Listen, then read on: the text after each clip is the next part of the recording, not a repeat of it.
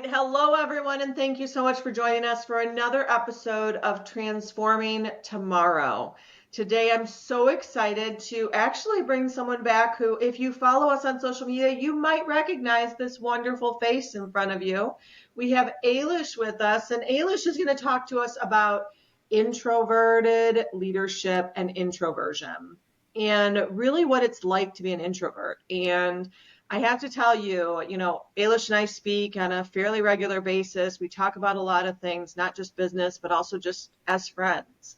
And this conversation has gotten me very excited to really dive in because I think there's a lot of untruths and rhetoric around the idea of being an introvert. And Eilish is a great source to give us some new information. So Eilish, why don't we start off by just having you introduce yourself to the audience and telling us a little bit about your background, and then we'll jump right into the good stuff.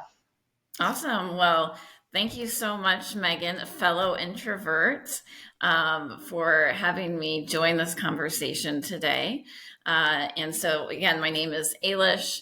I would consider myself an introvert advocate, facilitator, professional coach, and I am the program director at Schaefer Leadership Academy in Muncie, Indiana.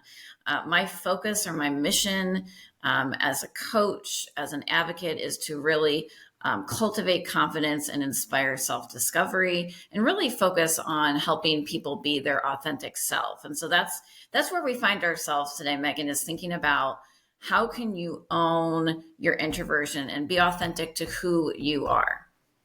I love that. And, you mentioned something at the beginning of that of fellow introvert. And those of you listening might be like, Megan, you're not an introvert. And I will often not use the word introvert, but I will say things like, man, I just can't people anymore, right? Or, oh, man, I'm a people person who doesn't really like people that much. And it's not anything personal. It's not that I don't like people. It's that I get drained so much by people. And I think there's a lot of misconceptions around what it means to be an introvert, right? I think just hearing that people's first impressions of is someone an introvert or an extrovert, and you ask them why they feel that way, a lot of the stereotypes or misconceptions come out. Eilish, I'm wondering, what misconceptions do you see most often when we talk about being an introvert? Absolutely. There's a lot out there, and there's definitely two that I want to make sure that we hit on here. And, both of us, going back to what you're saying, there's that concept of, it's too peoply outside. And when we think about ourselves and how we present, people are very surprised that, oh, Eilish, or someone like you, Megan, oh, we're introverted. And so, we want to start talking about introversion and really defining what it is first, because that, once we have that established understanding, then, we can kind of come to that common ground. And so introversion is really an extroversion, because we're not just talking about just introversion. This is a spectrum of really, it is an innate temperament. This is an innate trait. And I was telling Megan earlier that you are born an introvert and you will die an introvert. And so one thing that comes up a lot is when I talk with individuals about, hey, do you identify as an introvert or an extrovert, or somewhere maybe in between on that spectrum? A lot of folks tell me, oh, well, it just kind of depends on the situation I'm in. Like sometimes I'm extroverted, sometimes I'm introverted, and so my first thing to tell you is, you are going to lean one way or the other. Again, this is an ingrained identity trait. And so you will not change your identity based on the situation that you are in. However, you may lean into one preference or the other, because no one is an entirely 100% introverted or entirely 100% extroverted. Again, it's that spectrum of these preferences. Yeah, and I love how you talk about the spectrum, right? Because there's a spectrum of all identities. And when we talk about it being an innate characteristic that you are born with, right? I love your phrase of you're born an introvert, you'll die an introvert. It's the same way with so many other identities, right? There are some identities that shift over time, like socioeconomic status. You can change your religion, right? But there are other identities that you are born into, and that is your identity, right? And there are some misconceptions out there, just like with introversion and personality components, that people think you can shift. Now, are there skills you can learn? Hmm. I would say yes. I don't know if you agree with me or not. We haven't talked about that, but I think if you find yourself to be someone who is very introverted and you want to learn how to adapt or how to assimilate when you're in a more extroverted culture, I think there are classes to do that. Just like if you're more extroverted, there are classes to help you learn how to self-reflect a little bit more and take a step back sometimes. I Mm. think there are classes to help you learn how to accommodate and not necessarily assimilate, but it's almost like that code switching that we Mhm, do, mhm, right? I mhm. talk very differently when I'm speaking with my family compared to when I'm speaking with clients, compared to when I'm speaking with my friends or even my son, right? That's code switching. And I think when we're talking about introversion and extroversion, it's the same thing. You can learn how to code switch, or I think the word you use is being a chameleon. Mhm, mhm. Yeah. Yeah. So what does that look like? If someone says, you know what, I am definitely an introvert, I acknowledge that about myself, and I want to learn how to be more extroverted in certain situations. Are there classes, courses, skills that someone can learn? And on the other end, if someone is very extroverted, are there skills that they can learn to learn how to communicate better with introverts? Yeah. Absolutely, Megan. I definitely agree. And I think that, um, as with any identity, understanding the other identity or leaning into that is only going to make us a more well-rounded, and self-aware and engaged, individual where we're able to, communicate better with others. It's all about communication.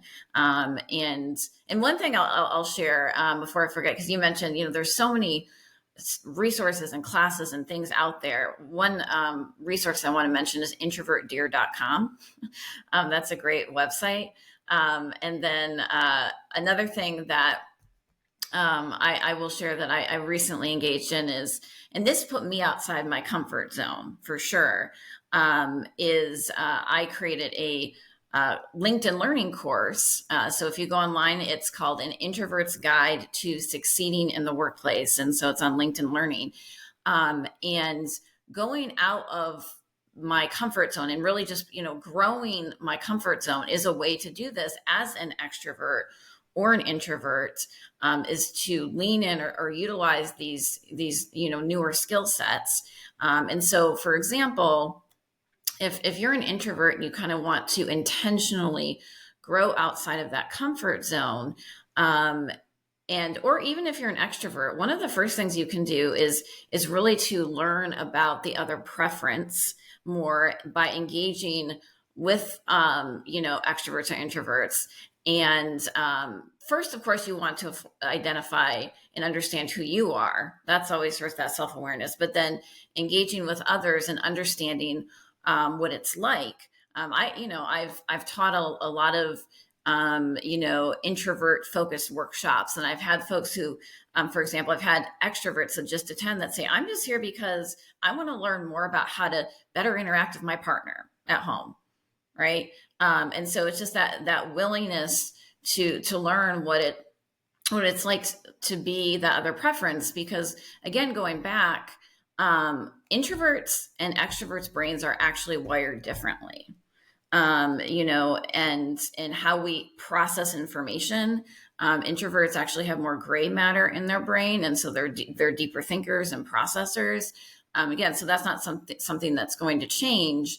But I think one way to kind of summarize, because this is me as an introvert just sharing a very long answer with you, Megan, is I think if you're an introvert and you want to go outside of your comfort zone, what's one way, just one simple way that you can do that. And if you want your voice to be heard more, if you want to share more in a meeting, or be able to share your thoughts, how can you really connect and learn from other extroverts, and also have them support you in that process, because you're not alone, is also a really big part of this. But also, it's just continually to, with any skill, practicing, putting yourself out there, but just taking one step at a time. Yeah, and I really appreciate that. And, as we're thinking about this, it's very interesting because we talk about some of the misconceptions, right? And we're talking about this being something that you are born into, right? You have a specific type of brain. It is a chemical balance within your brain. It is a chemical makeup. It is actually the physiological makeup of your brain that determines whether you are, excuse me, an introvert or an extrovert. Mm-hmm. Now, one of the assessments that really looks at that, that's kind of become more mainstream, I think there's quite a few people who are familiar with it, is the Myers-Briggs, Mm-hmm. right? And there's 4 letters, and the first letter is either an I or an E to determine if you're an introvert or an extrovert. And I'm not sure, at least I'll speak for myself, when I first took that and it gave me the I at the beginning, I don't know that I understood that I was an introvert until I had taken the test. And the reason why I say that is I knew I liked to do the self-reflection. I knew that I needed to not people as much as other people, right? I knew that at conferences, when everyone else would go out for drinks or go out afterwards, I would be like, I just need to go back to my room. Like I knew all of those things, but I often equated it with being an empath, meaning that I absorb people's energies and there's just a lot of energy around me and it drains me, right? I find that my energy is given to people much more than I Mm-hmm. receive. And Mm-hmm. I often will receive just random people out of nowhere telling me their entire life story. And it wasn't until I was probably in my 20s when I started to really understand that that's just something that we give off as empaths, is like, Mm-hmm. hey, I'm safe. Tell me your story. Mm-hmm. And I would get these people's stories and it would drain me. And I always equated my need to separate at night from people or to not be as social as some of my friends to being an empath. That's what I always said. I was like, dude, just everyone's energies are just, I can't be around all the energy. But then when I took Myers-Briggs and I saw the I was like, huh, I wonder if that's more why. And I Mm-hmm. know we talked about not necessarily having research to determine the similarities between being an empath and being an introvert, but I'm curious around some of your thoughts because I know you're familiar with what being an empath is, and Mm-hmm. you're very familiar with being an introvert. Do you see any of that, or am I totally going down a rabbit hole that doesn't need to be gone down? Yeah, well, I mean, my first thought, and I know you talk about this, is we are human beings are complex, and there's such an intersectionality of our identities, and so there's when you're experiencing something like you are, that draining of the battery energy, I definitely think that a good part of that is your introvert's temperament, and how you process energy. I absolutely think that, but I don't think that's the only thing going on, because our identities are all they're working together, and so I think it is both, and it could be because you're an empath, an even more heightened um, awareness, but also your battery might even be drained even more because of those two things kind of, working hand in hand.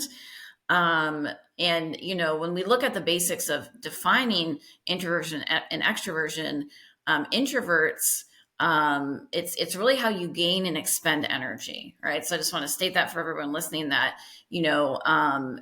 introverts gain energy more by reflection, and they expend energy by engaging. That doesn't mean that they don't want to. Megan and I love engaging. Here we are.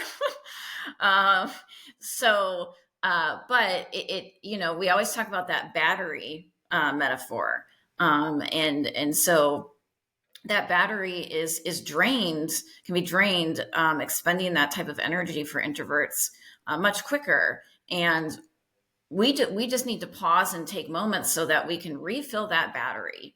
And I think for you, Megan, for empaths out there, just being really probably aware of your personal battery, knowing your triggers when it's drained. But I think it's both of those working together, Megan. Yeah, yeah, absolutely. I know another thing we talked about, and for this month at Us Squared, we always choose an ism that we talk about. And this month we're talking about Satanism, which is around mental health. And it's interesting because when people talk about being an introvert, they often bring in a lot of terms that are also related to mental health, like anxiety Mm-hmm. and some of those pieces. And I hear things thrown out there with no research to support it, that introverts are often more depressed than extroverts. But there's no research to support any of that. And actually, quite the opposite, that many people who commit suicide are often extroverts who aren't able to fit in when we look at some of those things. So I just want to talk a little bit about some of the terms that, again, some of those misnomers, right? Some of those terms that are thrown around in alignment with introversion that there's no evidence supporting, and how harmful that can be to people in not only understanding introverts, but also people as introverts constantly hearing these things about themselves and saying, oh, is that really who I am? Right? Mm, yeah, yeah. I mean, this is one of the reasons why we're here talking about this today, Megan, um, because you know a lot of folks when they hear the word introversion, it often has a negative connotation. And but that this is your identity that we're talking about here. And if I were in a room of say 50 people and I ask like raise your hand and who's an introvert in here, like people would be like embarrassed because oh that's a bad thing. And so we're here to say that own your introversion, because one of the misnomers here that you were kind of getting to when it comes to mental health is that introversion equals social anxiety. Introversion is the same thing as anxiety. And that is simply not true. Of course, introverts and extroverts both experience anxiety. So they're parallel here. And they can present in a similar way sometimes. And so that's why when introverts appear very quiet and sometimes even quiet or rude, or they don't want to interact, and so it just looks like they're socially anxious. And that anxiety is more of a fear of social judgment. But introversion, again, we've already defined this is an innate temperament. And introverts, a big thing that we haven't talked about are processors. We need time to process things. And so that's something we can talk more about. But one thing I don't want to forget when it comes to this discussion of mental health is that, and this was surprising to me when I learned it, that the Diagnostic and Statistical Manual for Mental Health, it's called the DSM, Mm-hmm. if you're familiar with it, and well known in the healthcare field, had introversion listed as a mental illness until 2010. So I did not realize that. that's a bias in our society, thinking Mm. about labeling introversion as something that it's not. That is such a great example of a systemic bias that it was very recently, 15 years ago, right? I mean, that's my son was born in 2010. So when we're thinking about how recent things are, because oftentimes when we talk about, oh, women didn't have the ability to own a credit card or to have a credit card without a male signature, and they're like, oh, that was so long ago. That was in the 80s, right? Like it's not that long ago. And that's a systemic bias that ultimately impacts people's interpretation of what they hear and see and read. So on both ends of that, imagine being an introvert looking through the DSM and saying, oh my gosh, I have a mental illness. because it says I do right here, right? This book that is well respected, well renowned, very used, right? I mean, I had to use the DSM when I was in school because I originally went to school for child psychiatry. So of course I had to use the DSM. And then going into education, we reference the DSM periodically. But I'm very familiar with it. And I had no idea that it was listed as a mental illness until just 15 years ago.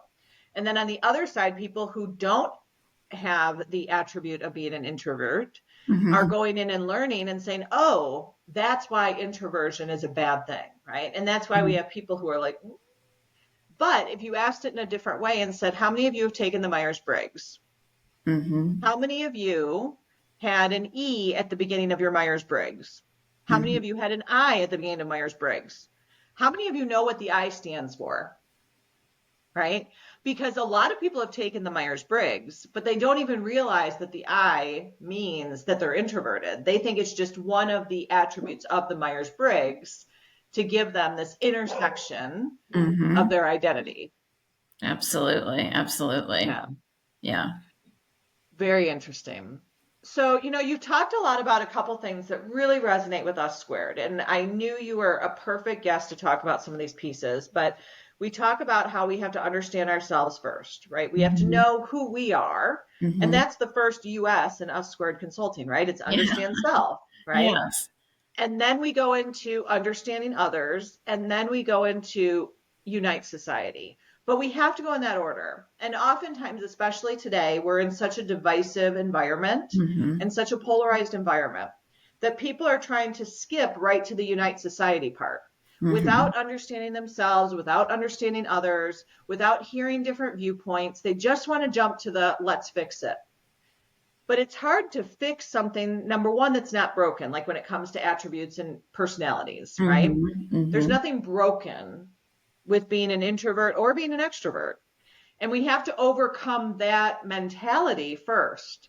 Because I'm telling you right now, if it was only 15 years ago, anyone who's in the field right now as a psychiatrist or a psychologist, or anyone who utilizes the DSM, was probably trained with the previous version of the DSM that still listed it as a mental illness.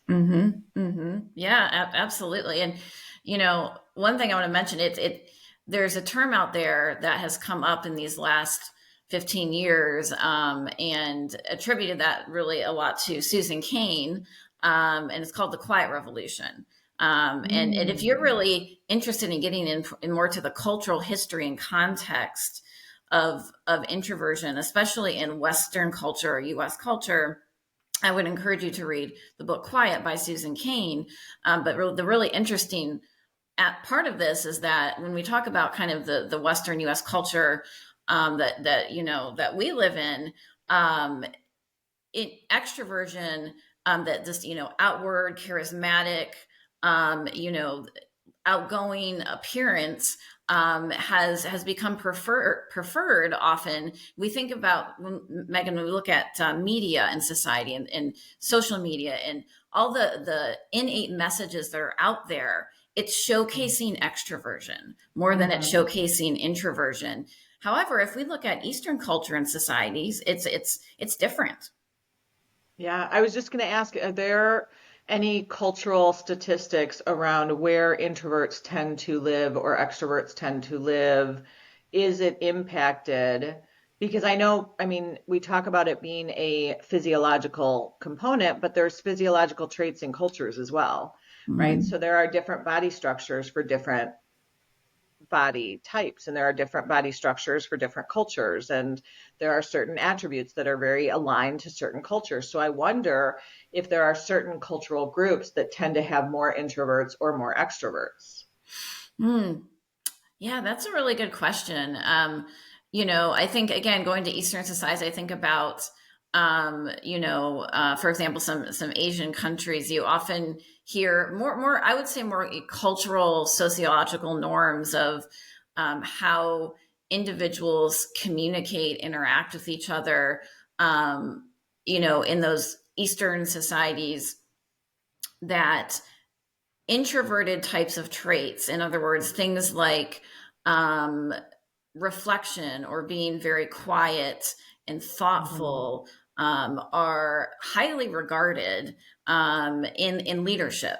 I think of Whereas, Buddhism. oh yeah, Buddhism, yes. Yeah. I mean, I'm a huge Buddha, Gandhi. That's my piece, right? Like I Yes, and find so Gandhi much. was an introvert. Yeah. Well, my dog Gandhi is not an introvert by any means. But yes, I mean, it's just Gandhi was an introvert. I don't know if there's any research on Buddha. Do we have any research on Buddha? I'm not sure about that. I think we're going to have to explore that. I mean, Gandhi, the two introverts I like to talk about, are Gandhi, and of course my personal hero is Abraham Lincoln, and he was a famous introvert as well. Okay, interesting. We'll have to talk more about the Abraham Lincoln because I have some varied opinions. I would love to learn a little bit more about the personal hero component of it. Yeah. I would love that. Maybe another conversation, my friends. So, as we dive into this, I would love to leave the listeners with what their first steps can be. So, let's do it a couple ways. First, if they know that they're an introvert, what advice do you have for them? Yes. I think the first thing, and again, referring back to what we've talked about, is that owning your introversion and being comfortable with who you are authentically is key. And I think one of the best ways to do that is how I like to describe is to identify your introvert superpowers. So I'm going to ask you, Okay. Megan, real quick. What do you think might be your introvert superpower? And what I mean by that is a strength. Hmm. And this is varied because Megan and I had mentioned earlier that not all introverts are completely the same or alike. There's many different flavors. There's a spectrum. And so there's many introvert strengths out there. I'll share my strength or one of my superpowers is to really intentionally pause and reflect, and this can be very helpful in decision making, especially in the fast paced world that we're in. Thinking through things and thoughtfully, intentionally reflecting and asking, are we headed in the right direction? So that would be what I consider a superpower for me. How about you, Megan? Ooh, you're putting me on the spot. I don't know if this would be considered an introvert superpower. I think it might. But one of the things that I feel really confident in doing, and I believe it helps others around me, is I'm able to look at a big picture and be able to break it down into logical steps because I don't jump to action right away. Like I'm able to just Mm-hmm. sit and process. So similar to yours, but Mm-hmm. I'm able to take a lot of different issues or problems, concerns, and boil it into a big picture that I can then say, okay, these are the next steps. And I think that has allowed us to do a lot of really great, impactful things with Us Squared as well, because I see all of the different problems and things coming through, and I'm able to see all of the different perspectives of it without Mm-hmm. reacting right away and with just absorbing and being in the moment to be able to break it down into smaller chunks. And I Mm-hmm. don't know if that fits in the introversion category. The other one I would say aligns more with the empath piece, but I can read a room very, very well. So I know how to code switch and when to code switch to make sure that my message is heard in any room, no matter how different the rooms might be. I know how to read a room. And I think as we're talking more, I wonder if that's more about being an introvert than being an empath. Yeah, it's like we're discovering things here. I mean, I think Yeah. again, I think it's probably a bit of both, but I definitely think that reading the room. I mean, we could have a whole another conversation or podcast on just reading the room as a skill, but I think that does very much connect to the introvert mindset because often introverts, the way your brain is processing, they're very strong observers, and noticing things, right, and reflecting on these things, versus just like when information comes into an introvert's brain. We talked about gray matter. It goes through a different process and cycle than information going in and out of an extrovert's brain. Yeah, so that was the first piece. So if you're an introvert, owning your introversion. And I think the other piece is you are perfectly fine because we've been told for so long that introversion, like you just said with the DSM, right? That it's a mental illness, that there's something wrong with you. It's a shameful thing to be an introvert. Just owning that. That's great. What about someone who says, I know that I'm not an introvert, but I want to learn more about being an introvert, or I want to learn more about how to communicate with the introverts in my life. What advice would you give them? Well, first of all, thank you. um, and I think that that's really powerful. And as I think, as with any, I think identity type as well, that you are sharing that with the introverts in your life, that you're lifting them up, that you are acknowledging that I want to learn, I'm curious. So focusing on with a mindset of curiosity and engaging in conversations, just like Megan and I are engaging right now. So if you're an extrovert, and you want to learn more, I think that not only learn more, but also I support as well. One other thing I think about, Megan, is introvert friendly workplace practices. And that's a whole other thing we could get into. But what I will say in summary is that thinking about, if you want to learn more, obviously connecting and learning and asking, being inquisitive, making sure you don't drain their battery though, as you're Right. being inquisitive, but really reflecting on your workplace and how you interact with people. And one of the best ways to do this is to think about meetings and how extroverts and introverts interact in meetings, because there are things that you can put in place to really provide a more inclusive learning environment for different identity types, especially introverts. I love that. Love that. And the last question, as far as what people can do, is we have people on the call, I'm sure, who are saying, okay, I'm definitely an introvert. Okay, I'm definitely an extrovert. And I'm sure we have a significant amount of people on the listening right now who are like, I don't know where I am. They're making assumptions based on what we talked about. But what would be a good first step for someone who's like, I would really like to know where I fall on this spectrum? Yeah. There's many things that you can do there. Obviously, we've talked about the MBTI, the Myers-Briggs Type Indicator. That is an assessment that you can definitely take. There's trained coaches and professionals that can interpret that for you and talk you through that. And then there are also a lot of other resources, and that's a little bit of a longer assessment. So if you just want to kind of dive in just a little bit, there's a few other places I would recommend. Susan Cain does have a website where there's a little tiny assessment and that she asks you questions about extroversion or introversion. And then there's also a website called 16 Personalities that you can go to. So there's those resources. The key is to, really once you get that assessment is to not just, okay, I guess I know I'm one or the other, but really to learn more about it just as we're talking right now and dive into that. Love that. All right, so for final thoughts, Ailish, before I do my final piece for today, do you have anything to share with the listeners? Thank you so much for being with us, but do you have anything to share with the listeners before we do our final thoughts? Yeah, well, thank you so much for having me, Megan. This is a joy. And I was telling Megan that for me, being an introvert, really being on the spot can be challenging for an introvert. So just being a part of this conversation allows me to grow outside of my comfort zone. So thank you for allowing me to own my introversion, talk to a fellow introvert.